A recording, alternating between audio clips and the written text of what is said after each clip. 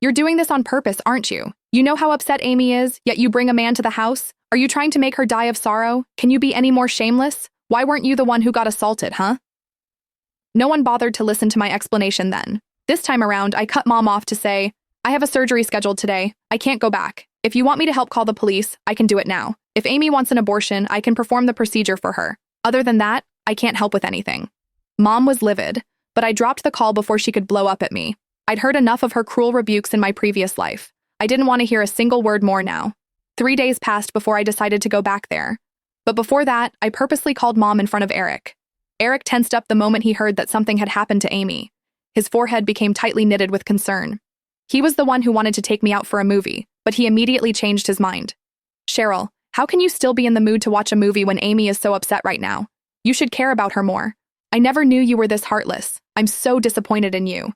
Forget about the movie. Bring the car around. We're going to see Amy right away. You'd better buy some of her favorite things to make up for this as well. I simply eyed him without bothering to hide the fact that I thought he was a fool. Did you get kicked in the head at some point, Eric? You're the one who wanted to watch a movie. Did I say I was going to watch it with you? And also, she's my sister. What's she to you? Why are you so anxious? Eric faltered a little, his expression becoming a little awkward. Nevertheless, he was used to making everything seem like my fault. Can you stop being so unreasonable? You're my girlfriend. What's wrong with me expressing some concern for your sister? You're the one who's got a warped mind. That's why you turn everything into something negative. Come on, hurry up and start driving. Stop wasting time. Why the hell would I listen to some fool giving me orders? I turned to leave before Eric even finished speaking. As it was, I deliberately allowed him to find out that something had happened to Amy without specifying what it was. I wanted to watch him panic. That gave me a great deal of satisfaction.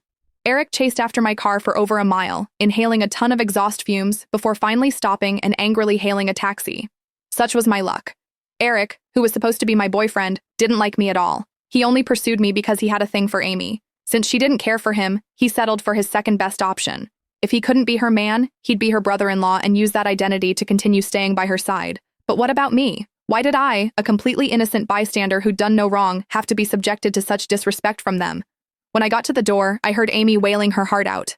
I'm too ashamed to show my face in front of everyone ever again. I might as well just die. I wholeheartedly agreed with that. Why didn't Amy just end her own life instead? In my previous life, I'd felt terrible when I saw her in that state. After all, being a woman myself, I pitied her for having gone through such an ordeal. That was why I suggested reporting her assailant to the police. As soon as I said that, Amy glared at me with a scowl of resentment on her face. Are you trying to ruin my life, Cheryl? How am I supposed to keep my dignity if people find out what happened to me? Everyone's going to ridicule me.